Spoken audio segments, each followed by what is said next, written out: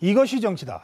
예, 오늘은 차명진 전 새누리당 의원, 민영삼 포커스컴퍼니 전략연구원장, 그리고 배종찬 리서치 본부장과 함께하겠습니다. 어서 오십시오. 안녕하십니까. 예. 박근혜 대통령이 다음 달 3일 중국 전승절 기념식에 참석합니다. 그리고 그 전날인 9월 2일에는 한중 정상회담을 하고 전승절 기념 행사에서는 열병식도 참관한다. 이렇게 최종 결론이 났습니다. 어떻게 평가하십니까? 지금 우리가 박근혜 대통령이 중국 열병식에 가시면서 우선 미국의 양해를 구했다지 않습니까? 네. 지난번에 중국의 전승절에 간다고 결정한 이후 열병식까지 참석할 거냐의 문제를 결정하는데 시간이 걸렸던 이유는 제가 알기로는 미국의 양해를 구하는 시간이 걸렸던 걸로 압니다. 예. 그 점이 있었으니 일단 좋고, 그다음에 또 하나 중요한 거는 우리 뭐 다 알듯이 중국이 변하고 있습니다. 저는 중국에 갔을 때도 느껴집니다. 중국이 과거 북한과 어떤 이념적 동맹 국가, 이제 절대 그렇지 않습니다. 중국이 저희에게는 이제 북한의 호전성, 핵무기를 제어할 수 있는 아주 중요한 지렛대가 될 수 있다고 봅니다. 그래서 박근혜 대통령께서 그것을 분명히 간파를 했기 때문에 네. 중국의 전승절에도 가고 열병식에도 참여하시는 걸로 예. 그렇게 알고 있습니다. 민영삼 원장. 야권에서도 결국에 이제 찬성의 목소리가 일부 있기도 하지 않습니까? 그래서 예. 제가 그 외교 전문가는 아니지만 상식적으로 보더라도 결국에 박근혜 대통령의 한중, 한미 이 균형 외교가 네. 맺은 또 하나의 조그만 결실이 아닌가 네. 이렇게 평가돼야 되지 않나 이렇게 봅니다. 그리고 우리가 한국하고 중국하고 관계가 더 강고해질수록 북중 관계는 물론이고 미국 또한 네. 미일 동맹 관계에 있어서 한국의 중요성을 생각할 수밖에 없는 미국을 오히려 한미 관계의 동맹으로 끌어들일 수 있는 그런 중요한 동인으로 작용하지 않을까 그런 네. 보는 측면에서 굉장히 의미 있고 긍정적으로 평가할 수 있다 이렇게 봅니다. 국민 여론은 어떨까요? 국민 여론도 상당히 대통령이 중국 전승절 중국을 방문하는 것 그리고 정상회담을 가지는 것에 대해서 환영하고 호의적인 그런 반응이 나타나는데요. 한국갤럽이 지난주 18일부터 20일까지 전국 1,003명 휴대전화 RDD 조사 표본 오차는 95% 신뢰 수준의 플러스 마이너스 3.1%포인트, 응답률은 17%인데요. 네. 이 전체 질문 내용은 조사기관의 홈페이지에서 확인하실 수 있습니다.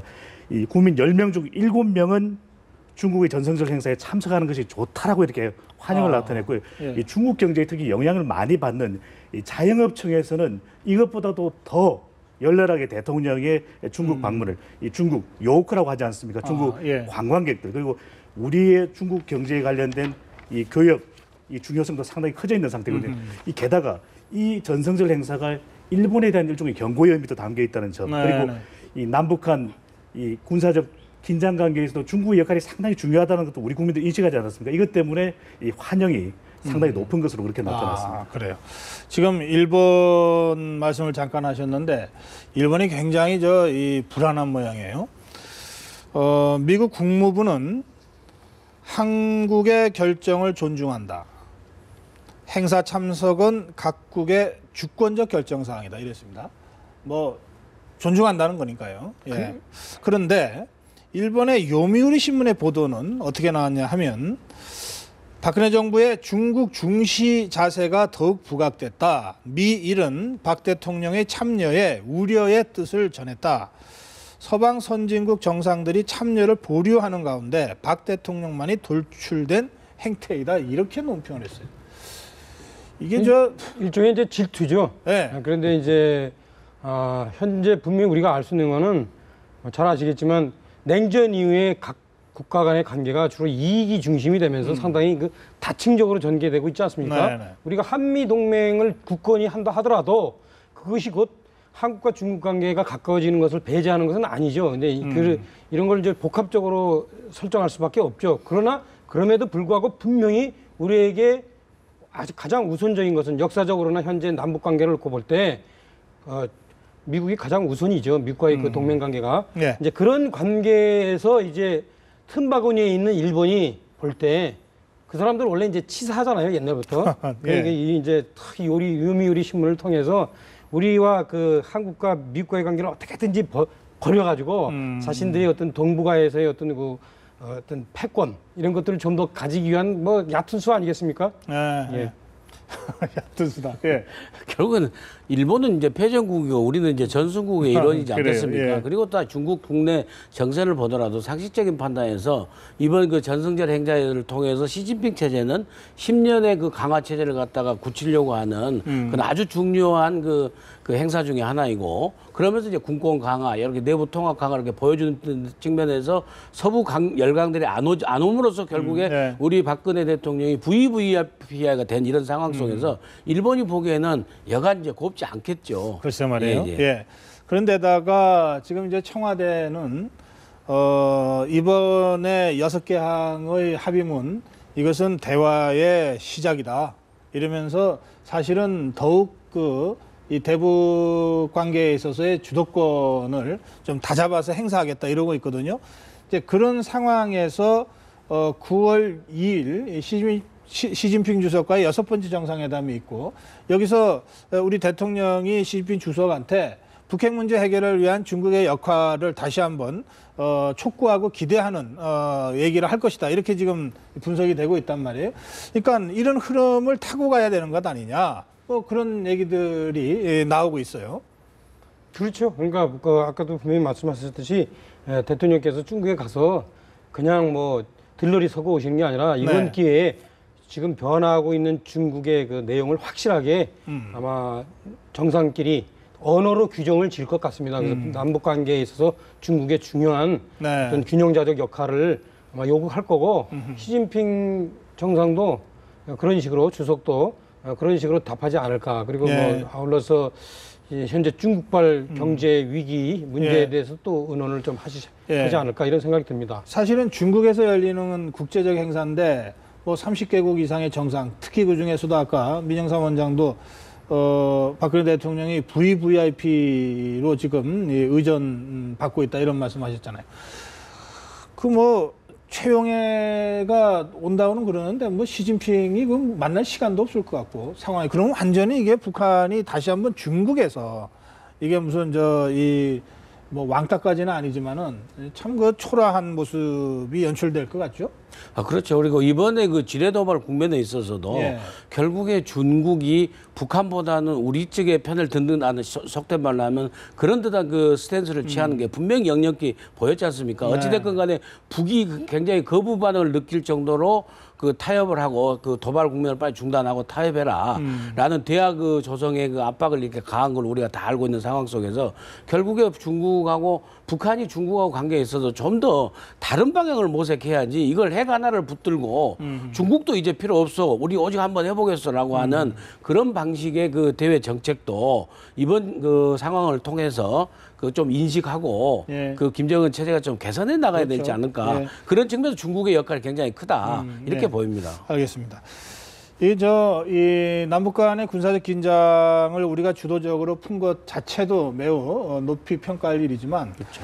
이게 마침 그 박근혜 대통령이 임기 반환점을 도는 시점에 이런 이 타결이 나와서 이제 박근혜 대통령이 상당히 좀 이 동력을 받을 거다. 그리고 전반기 국정 운영에 대한 평가가 그렇게 높지 않은 상황에서 후반기 국정 운영은 좀 탄력을 받아서 나가지 않겠느냐, 뭐 이런 전망들이 나오고 있습니다.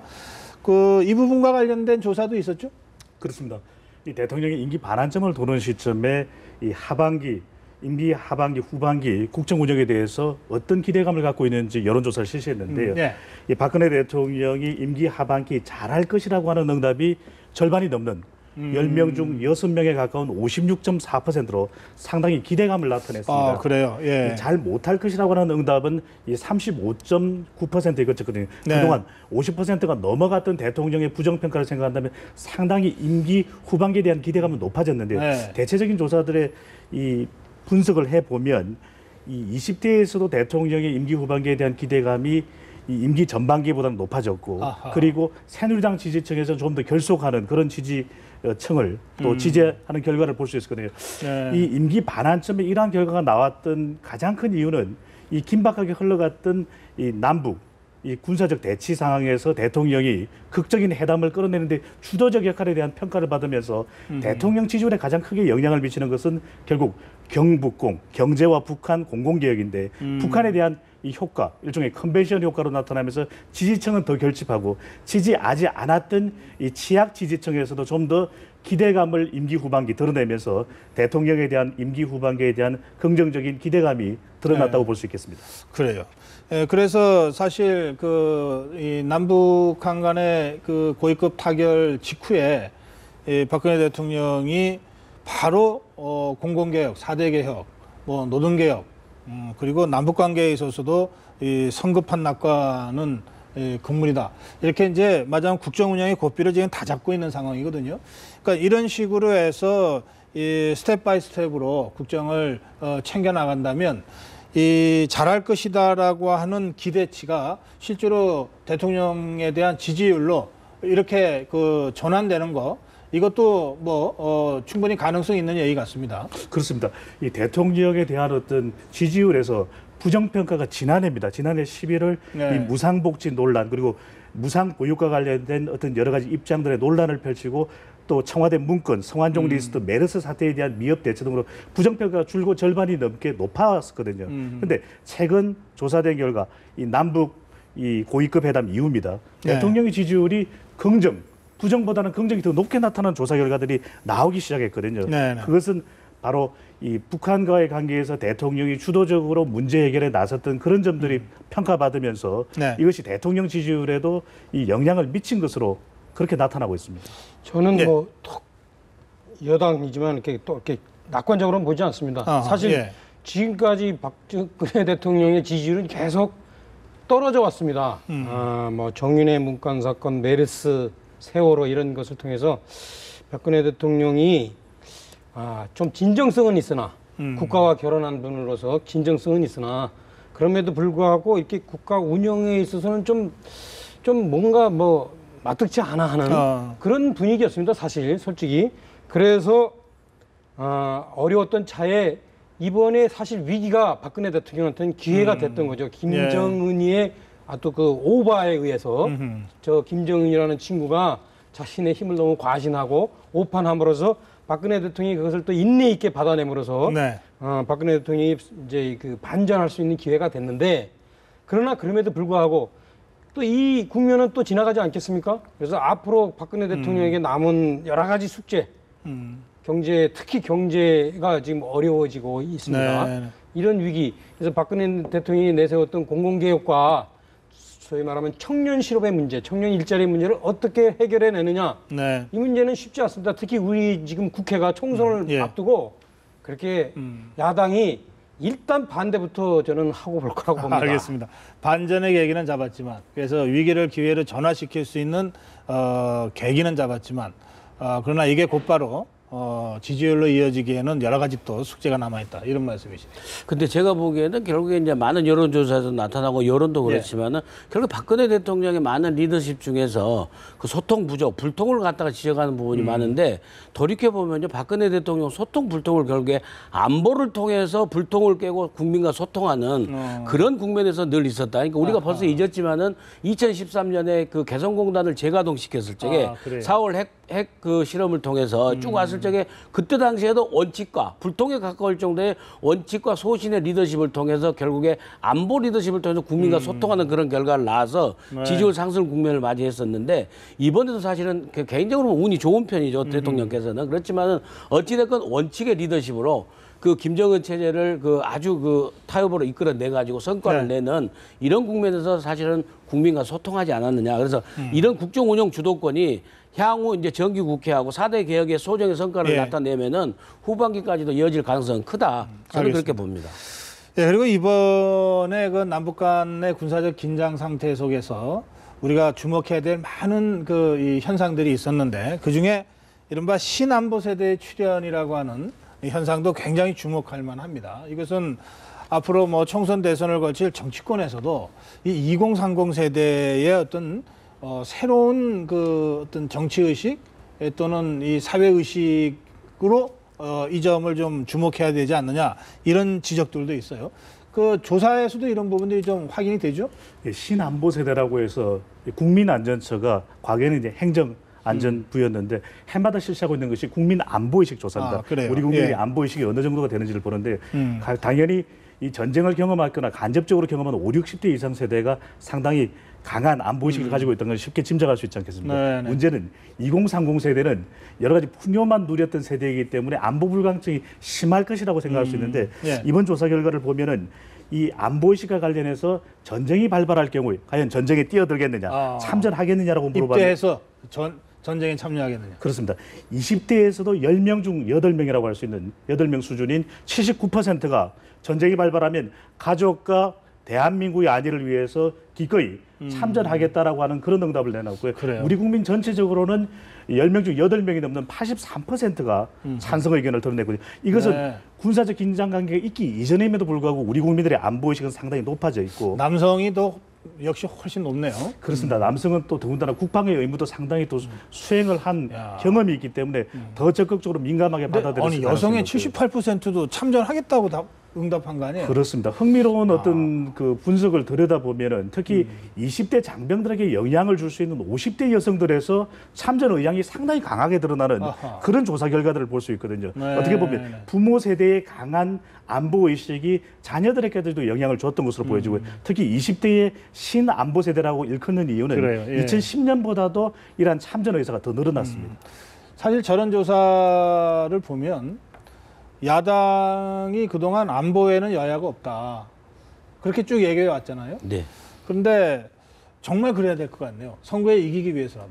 그렇죠. 결국엔 네. 그래서 문재인 대표께서도 유능한 경제정당과 더불어 든든한 안보정당. 그래서 계속 행보를 하고 그 이번에 그 지뢰도발로 인한 부상병도 가장 빠르게 가서 입문 가고 그랬는데 네. 당 내에서 그게 일체감을 형성해 주지 않는 그런 발언과 행동들이 나오기 때문에 네. 국민들에게 안보정당으로서의 그 야당의 인식을 심어주는 데는 아직은 좀 부족하지 않나 그런 예. 생각이 듭니다. 아니 문재인 대표가 아무리 열심히 뛰어다니면 뭐합니까? 부대변인이라는 사람이 글 하나 잘못 쓰면 다 날아가는 거 아니에요? 그렇죠.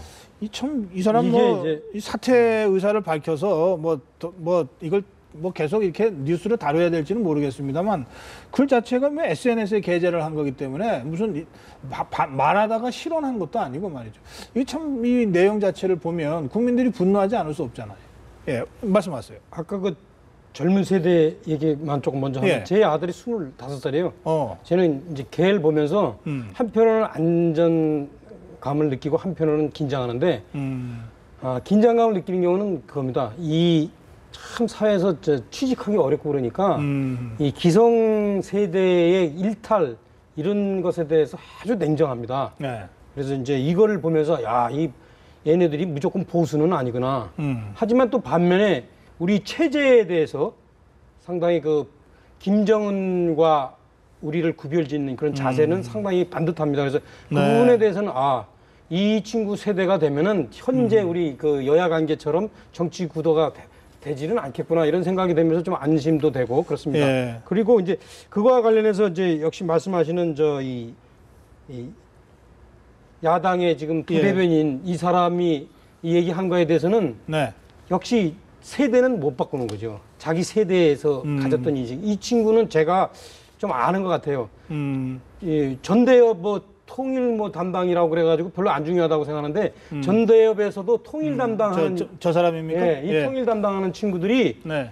제가 알고 있기로는 아주 그 중에서도 핵심입니다. 뭐 이런 친구들은 그 당시에 제가 감옥 가서 만난 친구가 하나 있는데 네. 통일 담당하는 친구들은 이 이북 방송을 계속 들어가가지고 그 주체 사상으로 아주 무장이 잘 돼 있어요. 저는 이 친구도 사실은 그러한 잔재가 아직 남아 있지 않나. 그래서 좀 그런 생각을 갖고 있던 것들이 불현듯 튀어나온 것이 아닌가. 그래서 이 좀 예. 낭중지추였다. 그래서 좀 정말 예. 문재인 대표가 아무리 안보 행보를 많이 하더라도 네. 정말 새정치연합이 진짜 변하려면 이 386 세대 이 세대가 갖고 있는 주체 사상 의식을 한번 우리가 그냥 구슬하듯이 털어내야 됩니다. 그러니까 앵커께서 말씀하신 대로요. 그냥 말로 한 것도 아니고 새벽 4시가 넘어서 글로 남긴 거예요. 근데 우리가 국민들이 보기에는 제1야당의 부대변인이 글로 남겼는데 조선민주주의 인민공화국 김정은 위원장이라고 어쩌면 그렇게 그 빨리도 이렇게 했는지 글씨를 다 해서 국호까지 이러면서 그러니까 국민들이 보기에는 아직은 야당에게 우리가 안보를 맡기기에는 좀 불안하지 않느냐라는 이런 그 중도 외연 확장 우클릭에 상당히 제동이 걸리는 문재인 대표로서 상당히 뼈아픈 이런 당직자의 실언이다. 이렇게 지적을 하지 않을 수 없습니다. 예, 알겠습니다. 아니, 뭐 참 때문에 무슨 실언이라고 그래. 이게 뭐 이렇게 아직 뼛속에 들어있다니까요. 이런 생각이. 알겠습니다. 뭐 바로 부대변인 사퇴를 했기 때문에 제가 이 문제는 더 이상 논의하지 않겠습니다. 이 여당 쪽에서 이게 여당도 아니네요. 이 정종섭 행자부 장관, 최경환 부총리, 경제부총리 이 두 사람의 발언에 대해서 지금 야당 쪽에서 네. 강력하게 지금 그 항의를 하고 또 고발까지 했습니다. 이 정종섭 행자부 장관은 특히 선거관리 주무부처장관인데 어떻게 건배사를 해도 총선 필승 뭐 이거 보통 그렇게 합니까 여당에서? 안 하죠. 이분이 제가 볼 땐 다음에 총선 출마하고 싶었던 것 같고. 참. 예, 그래서 본인이 이런 이제 여당 의원들을 만났을 때 네. 자신의 어떤 평형 감각을 잃어버리고 하나의 한 명의 후보로서 그렇게 스스로를 생각하고 저는 이런 발언을 하지 않았나. 헌법학자 했던 분이 정말 공정해야 되는데 네. 이런 발언을 한 거 보면 장관 하다 보니까 국회의원이 좀 되고 싶었나 봐요. 그래요? 그래서 저는 이런 이것도 낭중지추입니다. 이게 이제 뭐냐면 박근혜 대통령 지지율이 높으니까 여기 공천만 받으면 되겠다 이런 생각을 은연중에 하고 이런 식으로 그 생각이 튀어나온 거 자, 아닌가? 그러면 야당이 지금 선거법 위반으로 고발을 하고 당장 장관직 사퇴하라고 지금 공세를 피우고 있는데 어떻게 해야 됩니까? 이 정종섭 장관. 법적인 시비 여부는 어떤지 모르겠어요. 저는 네. 뭐 이 법을 하는 사람이 아니라서 다만 정치적으로 보면은 이것은 반드시 오버한 거죠. 그래서 저는 뭐 이 한마디로 자체가 장관 하시기에는 좀 어렵지 않나. 예. 그래서 일단 그 사태까지는 우선은 모르겠습니다만은 예. 우선 내년 총선에서 앞으로 큰 있을 선거에 있어서의 주무장관으로서 절대 선거 중립을 지키겠다라는 그런 진정성을 보일 수 있도록 예. 본인이 야당 대표를 찾아간다든지 네. 어떤 그런 조치를 한 다음에도 그 부분에서 진정성이 해결이 안 되면 결국에 사퇴로 가는 길밖에 없지 않느냐. 그리고 네. 이런 측면에서 저는 여당 그 의원들에게 다시 한번 부탁드리고 싶지만은 지난번 심학봉 의원 사태 때도 여당의 사무총장이 무슨 그 무죄 추정의 원칙을 갖다 얘기하다 더 국민적 비난을 받았는데 네. 제로는 여지가 없다고 봅니다. 주무장관인 그 그래요. 행자부 장관. 알겠습니다. 예, 예. 예. 새정치연합의 공세가 어느 수위인지 한번 확인해 보겠습니다. 새누리당 연찬회에 가서 총선 필승을 외치는 이러한 상황을 보면서 우리 야당도 그리고 국민들도 아연실색 망연자실했을 겁니다. 노무현 대통령은 여당인 열린우리당이 잘 됐으면 좋겠다. 이 말 한마디로 선거법 9조 공무원의 정치중립 의무 위반 이 조항으로 탄핵까지 당했습니다. 선거 관리를 총괄하는 그리고 선거 사범을 수사하고 조사해야 되는 경찰을 산하기관으로 둔 행정자치부 장관으로서는 매우 부적절한 처신을 했다라고 저희는 판단합니다. 이제 정청래 의원의 얘기를 들어봤는데 근데 고발을 한 예. 사람이 조금 적절치는 않네요. 국민 입장에서 봤을 때 진정성이 많이 없어 보입니다. 그래요. 솔직히. 그런데 김무성 대표도 잘못된 것이다. 본인도 잘못했다고 했다. 그러면 그냥 이걸로 끝났어야 되는데 한마디 붙였어요. 사족이죠 이런 게. 굳이 변명하자면 정 장관이 새누리당이라는 말은 안 했다. 그러면 뭐 새정치연합 필승을 외쳤다는 뜻입니까? 그러니까 이런 사족을 붙이니까 자꾸 그렇죠. 말을 낳는 거예요. 한 말씀 하시고 마무리할게요. 새정치연합 연찬에 가서도 한번 하셨으면 어떨까? 한 말씀 하세요. 그래서 국민들이 이런 모습을 별 좋아할 리는 없을 것 같거든요. 아무래도 예. 이 정쟁으로 흐르는 모습보다는 이 중립의 뭐 모습을 보여야 되는 부분도 보여야 될 거고요. 좀 국민들이 원하는 모습을 보여주는 쪽의 어떤 행동을 국회 또 정부에서는 또 보여줘야 될 것 같습니다. 네. 하루빨리 하여튼 그 한시빨리 그 잘못을 시인하고 빨리 사과하고 덮는 길밖에 없다고 생각합니다. 제가 올해 정치평론하면서 선거 다가올수록 늘 한쪽에서 실수하면 그 다음에서 질세라 또 실수하고 늘 이래서 어느 쪽이 먼저 많이 실수하느냐 그렇죠. 그리고 선거에 가깝게 더 크게 실수하느냐 갖고 승패를 내는 일이 많았어요. 지금 뭐 이제 7, 8개월밖에 안 남아서 그런지 이 실수 경쟁이 시작된 거 아닌가 한편으로 그런 생각까지 들어요. 이 뭐 부적절한 처신에 이런 저런 잘못들 그리고 이 실수 또는 잘못이 드러났을 때 신속하게 대처하지 못하고 자꾸 꼬리에 꼬리를 물고 말이죠. 어쨌든 이런저런 문제들 좀 깨끗하게 잘 정리가 되는 그런 정치를 보고 싶습니다. 오늘 여기서 마무리할게요. 고맙습니다. 예.